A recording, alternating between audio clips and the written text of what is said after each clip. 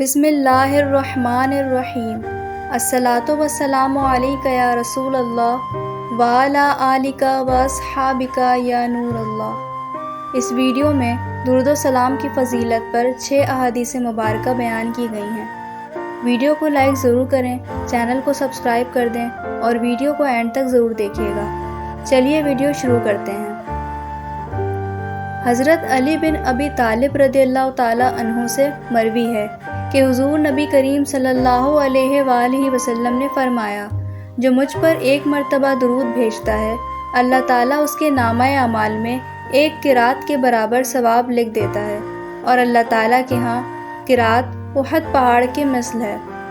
سبحان اللہ۔ حضرت ابو درداء رضی اللہ تعالی عنہ سے مروی ہے کہ حضور نبی کریم صلی اللہ علیہ وآلہ وسلم نے فرمایا، جو شخص صبح کے وقت اور شام کے وقت مجھ پر 10 دفعہ درود بھیجے گا، اسے قیامت کے روز میری شفاعت نصیب ہوگی۔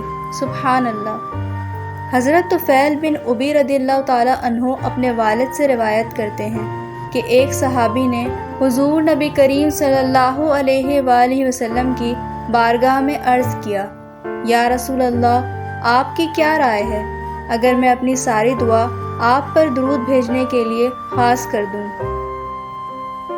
تو آپ صلی اللہ علیہ وآلہ وسلم نے فرمایا، پھر تو اللہ تعالیٰ تمہارے دنیا و آخرت سے متعلق تمام امور کے لیے کافی ہو جائے گا۔ سبحان اللہ۔ حضرت انس بن مالک رضی اللہ تعالی عنہ روایت بیان کرتے ہیں کہ حضور نبی کریم صلی اللہ علیہ وآلہ وسلم نے فرمایا، جو شخص مجھ پر ایک مرتبہ درود بھیجتا ہے تو اللہ تعالیٰ اس پر 10 رحمتیں نازل فرماتا ہے، اس کے 10 گناہ معاف کیے جاتے ہیں اور اس کے لیے 10 درجات بلند کیے جاتے ہیں۔ سبحان اللہ۔ ایک روایت میں حضرت علی رضی اللہ تعالی عنہ فرماتے ہیں کہ ہر دعا اس وقت تک قبول نہیں ہوتی جب تک حضور نبی کریم صلی اللہ علیہ وآلہ وسلم پر اور آپ کے اہل بیت پر درود نہ بھیجا جائے۔ حضرت عبداللہ بن عباس رضی اللہ تعالی عنہما روایت کرتے ہیں کہ حضور نبی کریم صلی اللہ علیہ وآلہ وسلم نے فرمایا، جو مجھ پر درود پڑھنا بھول گیا وہ جنت کا راستہ بھول گیا۔ ویڈیو دیکھنے کا شکریہ۔ چینل کو سبسکرائب کر دیں اور ویڈیو کو لائک